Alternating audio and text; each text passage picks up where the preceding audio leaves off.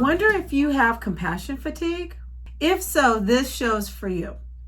In today's episode, we will talk about some of the feelings and thoughts that could indicate that you have compassion fatigue. If you're ready, let's go. Do you have compassion fatigue? That is the question. As we've discussed in previous episodes, compassion fatigue is, I feel, different than burnout. And in extension, it's broader than what is generally talked about in regards to compassion fatigue. So, a quick review. Burnout is a series of thoughts and feelings and experiences tied into directly how you navigate or respond to pressures and traumas at work. Traditionally, compassion fatigue has been a form of burnout associated with those in the caring fields, such as the healthcare field, first responders, mental health specialists, pastors, those who work in funeral homes, those who work in other fields where it is very much about caring for others. And let's say also paid caregivers. All of these professionals can experience a form of burnout in response to being in a role, in a position where they are caring. They're putting out a lot of energy to be caring and empathetic to others. So a lot of energy going out, and you can become depleted and overwhelmed and feel in a way burnt out because of the type of work you do. And my approach is actually an extension.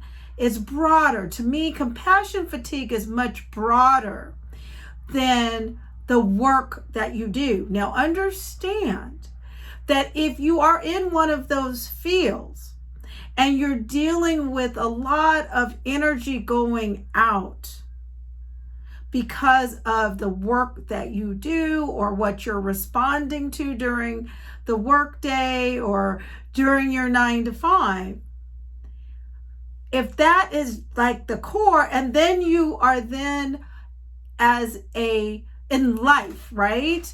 In your private life, you are giving out energy as essentially a caregiver, be it as a spouse in a relationship or another committed relationship. You're giving out energy. As a parent, we know that's a full-time job. If you are caring for your own parent or grandparent, or caring for grandchildren or great-grandchildren, or for children that you've adopted or taken a responsibility, you've gained custody for, or you are a friend that you are caring for someone, or you're trying to help them, support them through a life's challenge. Or if you are a community volunteer and you are tirelessly giving, trying to make a difference. And it could be, maybe you're working in your church a lot and that's your ministry and you're giving out. All of these roles and functions can lead to compassion fatigue. And it is in the midst of, there's a feeling of fatigue that is experienced at the physical, emotional, mental, and spiritual levels. And so I've discussed with you, have lived through that. Let's start with physical, because for many of us, that's can be the outward. That's the first thing we see, right? We experience. I know for several years, for a good 5 years or more, and actually if I go back, it's longer than that, that a lot of my yo-yoing with my weight was trying to fill that void, trying to find my niche of where I could give and I could serve with confidence and get that feeling of satisfaction. And about 5 years ago, it really hit. It really hit. I found myself 50 pounds overweight. And I'm going to tell you all, there was a point at which I will never forget. I was out with my son. We were looking at colleges. And I had developed a lot of swelling. I knew I was stressed out, yes, in my job. And I was also trying to balance my love of community service, and life was just all over the place. And there was a point at which, I'm going to be honest with you, there was one night that I felt so bad that I did not know. I just didn't know if I was going to wake up the next morning.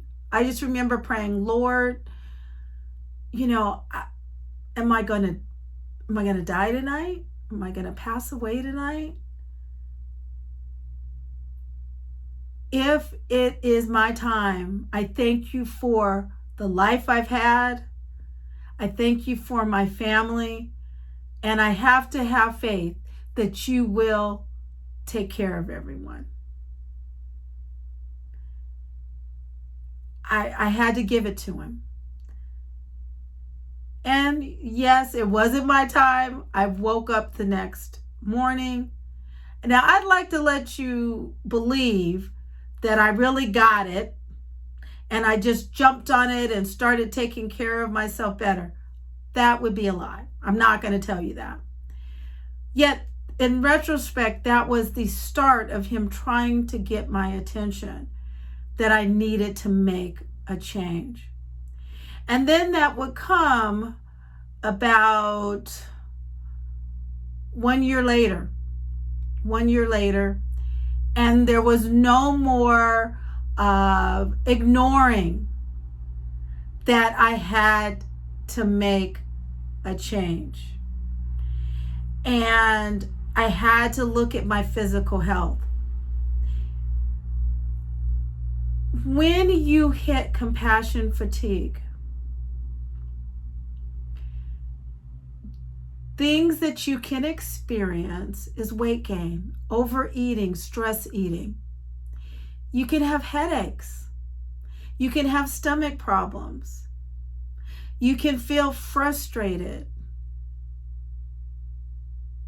And I say frustrated more of the physical because you're looking at your body and you're not happy. I am not saying that a particular weight should be the goal. It's all about how you feel. So, headaches, stomach problems, just feeling out of balance. All of this could be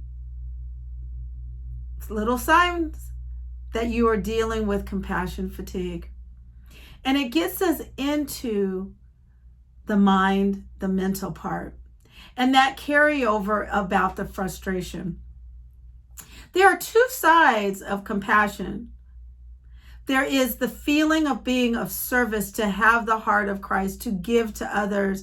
And there's a certain satisfaction that you made a difference, that you have been of service, and what you do matters. Now, one of the challenges is that the flip side to that is there's a underneath it all. While you are feeling good about being of service, underneath it, you're also looking for some validation that what you are doing is important. And if we're not careful, and if we are, without knowing, really looking for external validation from our service, our giving, it can turn into a frustration, even more. It can turn into resentment. It can turn into being almost withdrawn, like going through the motions. It also can feel like you're not really present. You're just kind of like, again, you're going through the motions of life, but you're not feeling satisfied. And from there, you can start thinking that there's something wrong with you, that it's a you problem, that you're not enough. You can start feeling, again, underappreciated. It's kind of like when you go, well, I'm giving, and then you look up one day, you're kind of upset because you feel like I'm doing all this for you and you don't appreciate it. You just want me to do more and give more. And then you find creeping in is you're edgy. You feel negative. You just kind of, your emotions are on your sleeve. And then people are looking at you like, what's the issue?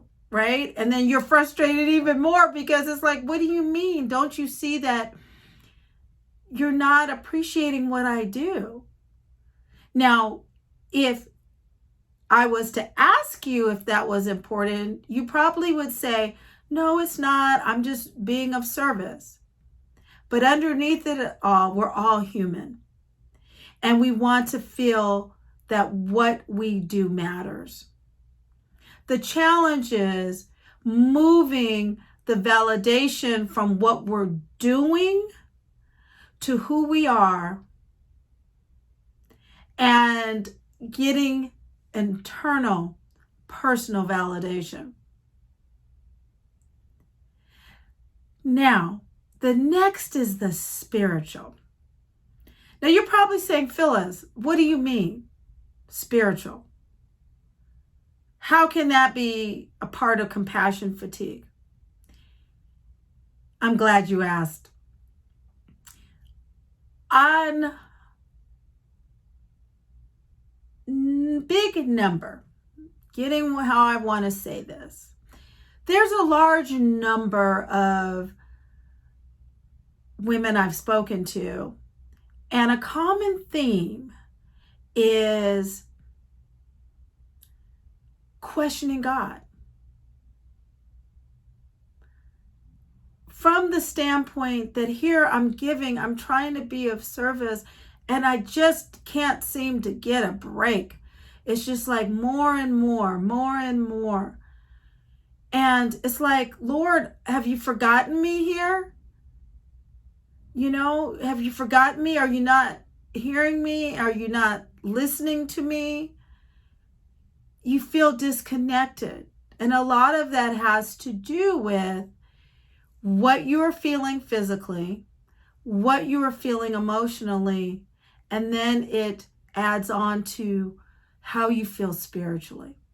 Now, let me let you know something. The God we serve has broad enough shoulders to handle our frustration and our questioning of him and his connection in our life. Because when you are down in that depths of compassion fatigue, things can look very gray and dark.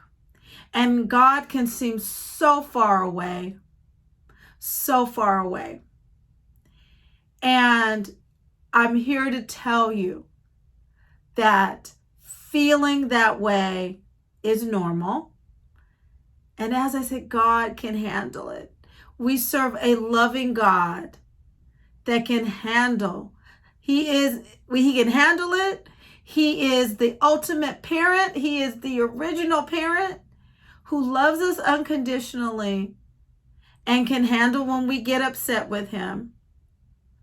And he loves us anyway. So this is why, without realizing it, it's like this stew, right? That compassion fatigue can cause. And it hits you on the physical, the emotional, and the spiritual levels. And it's so important that you realize that compassion fatigue is not just isolated to those who serve in a caring profession, who are being paid in one way or another formally to care. I believe that it impacts all Christian women who are wired to be givers and are caring for people in our life, plus or minus caring for people at work. It has been my pleasure to be with you today in this episode. I pray that it has ignited a desire in you to also be a survivor of compassion fatigue. And I look forward to continuing in this journey with you in our community of the Compassion Refuel podcast. I hope that you will take a moment to like, please review with a 5-star support of this podcast. Tag somebody, get the word out so that we can come together and do life together. And I have started a free Facebook group just for us. And the link is down below. So until next time, be blessed, be safe. Don't forget to refuel. I'll see you soon.